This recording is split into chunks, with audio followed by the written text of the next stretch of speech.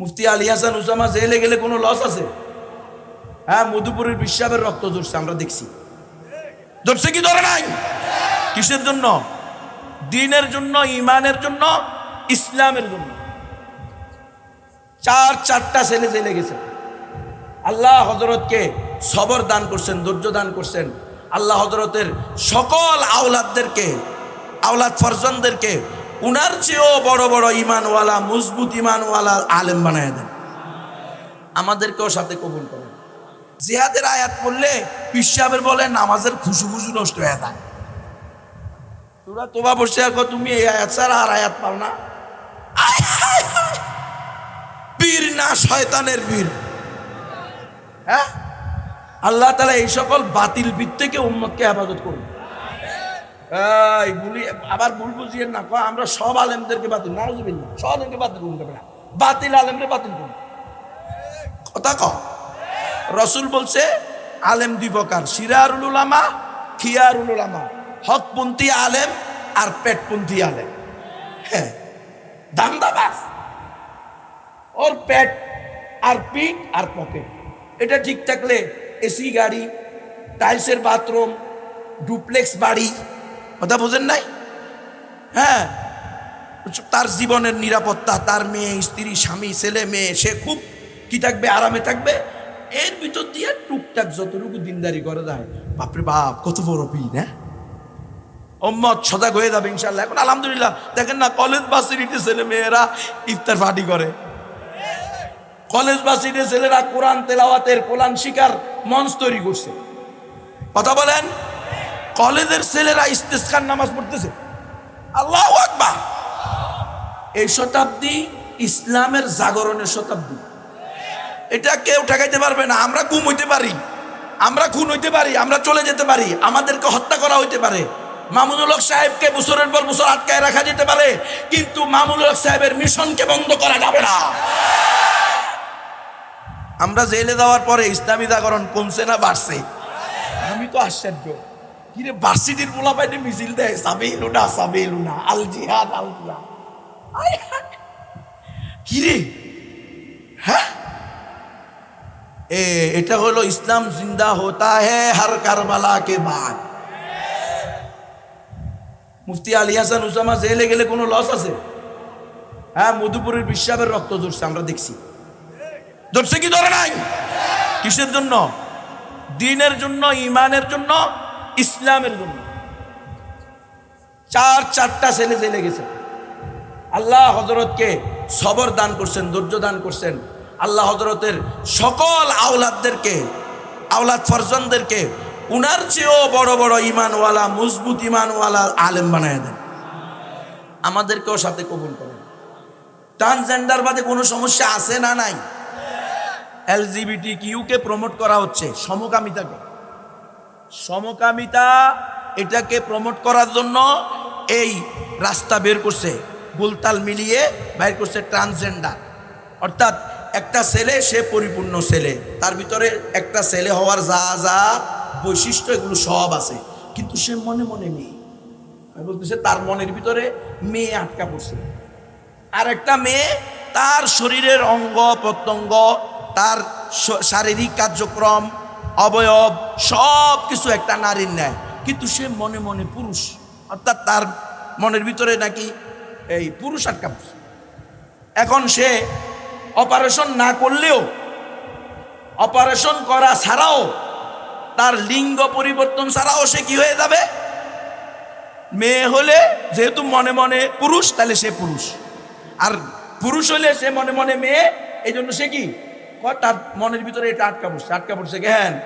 এই যে আল্লাহ তাআলা যেটাকে সৃষ্টি করছে সেটাতে সে রাজি না। এটা একটা ফেতনা কিনা? তো এই ফেতনাকে দূর করার রাস্তা কি?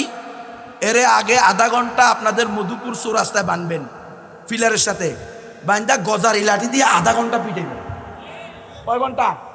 এরপরে জিজ্ঞাবেন কিরে মনে মনে আসেনি রে নারী? আর পুরুষ হলে জিজ্ঞাবেন নারী আছে কিনা, আর মেয়ে হলে জিজ্ঞেস করবেন এখন তোমার মনে পুরুষ আসেনি। আধা ঘন্টা পিটিয়ে দেখেন, আল্লাহর কসম থাকতো না। কারণ ওষুধ এটাকে দিছে, এই ট্যাবলেট খাওয়াইছে কে? কাতিলুহুম হাত্তা লা তাকুনা ফিতনা। ফিতনা দূর করার রাস্তাই হলো গজারি লাঠি দিয়া পিটাও। তোমরা তো বুঝো না, হিন্দুত্ববাদীরা তো বুঝছে। ওরা তোমাদেরকে হককে দমানোর জন্য বলতেছে কিরিজ নিয়া বাইরে বা প্রতি এলাকায় 100 জন 50 জন ছেলের হাতে বড় বড় কিরিজ দিয়া দিবা, কোবাইবা।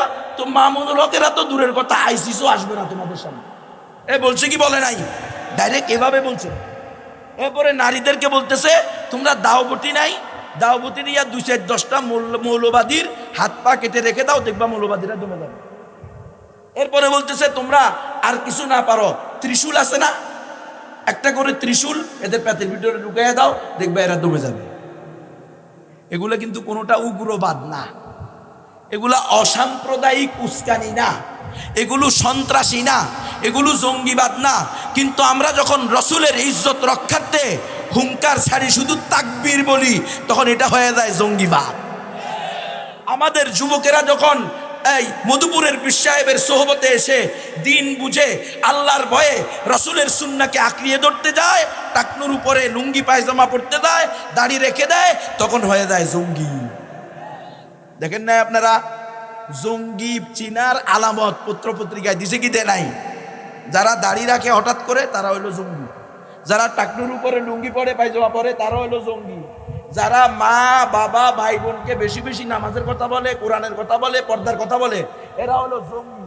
যারা আগে বয়ফ্রেন্ড ছিল মেয়ে হইলে, আগে গার্লফ্রেন্ড ছিল ছেলে হইলে, এখন মেয়েও নাই, গার্লফ্রেন্ড নাই, বয়ফ্রেন্ড নাই, কাদো মধুপুরের সোহবতে আসছে, মধুপুরের পীর সাহেবের ইসলাহি মজলিসে এসে তার সাথে মুসাফা করে, তার আলোচনা শুনে, তার সোহবতে, তার আল্লাহ তাআলা তাকে যে তাজাল্লি দিয়েছেন, তার এই তাজাল্লির বদৌলতে, তার সোহবতের বদৌলতে আল্লাহওয়ালার সোহবতের মূল্য আছে না নাই? ওয়াকুনু মা'আস সাদিকিন। এই সাদিকিনরা, এদের সবচেয়ে বড় আলামত হলো এরা মুজাহিদ হবে। কথা বলেন, কি হবে? মুজাহিদ। জিহাদের বিরোধিতা করে, এতে সাদিকিন নয় কেমন? আচ্ছা মৃত্যুক, আস্থা মৃত্যু। জিহাদ শব্দটা মুখে নেয় না, ভয় পায়, কিন্তু জিহাদ শব্দ মুখে না। আল্লাহ কোরআন শরীফের ভিতরে তুই নামাজের এত ওয়াজ করতেছস, জিকিরের এত ওয়াজ করতেছ, তুমি মেসওয়াকের এত ওয়াজ করতেছ, তুমি এই নামাজের জন্য কোরআন শরীফে, পুরা কোরআন শরীফে আয়াত হলো মাত্র 82, কয়টা? আর জিহাদের জন্য আয়াত হলো 4.5 শর্ত, এরও বেশি। কত বড় জালেম, কত বড় জালেম! জিহাদ শব্দটা মুখে নেয় না, সারা জিন্দেগি ওয়াজ করে, কত বয়ান, কত মাহফিল, হ্যাঁ, কত পীর, কত মুরিদ, কত খানকা, কত মজলিস। কোন মজলিসে জিহাদ শব্দটা মুখে নেয় না, মনে হয় না এটা তার উপরে, মানে সে নিজের উপরে ওয়াজিব করে নিজের জিন্দেগিতে হলফ করছে যে জিহাদ শব্দ ভুলিও যেন না নেয়। কথা বুঝতেছেন তো? আমরা এই হকপন্থী ওলামায়ে কেরামের সোহবতে যখন আসবে, স্বাভাবিকভাবে গুনাহগারেরা গুনাহ ছেড়ে দিয়ে আল্লাহওয়ালা হয়ে যাবে। এজন্য তো আল্লাহ বলছে ওয়াকুনু মা'আস সাদিকিন।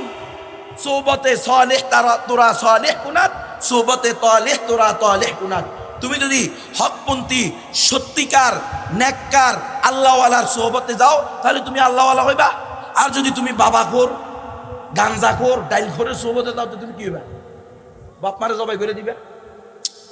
এটাই তো স্বাভাবিক। তো ট্রান্সজেন্ডার বাদে কোনো সমস্যা ওরা পাইতেছে না। দেখেন, এই কথা বলে আমাদের মুসলিম সমাজের মধ্যে, আমাদের যে মুসলিমদের একটা পারিবারিক বন্ধন ছিল, এই বন্ধনকে তারা নষ্ট করে দিতে চায়।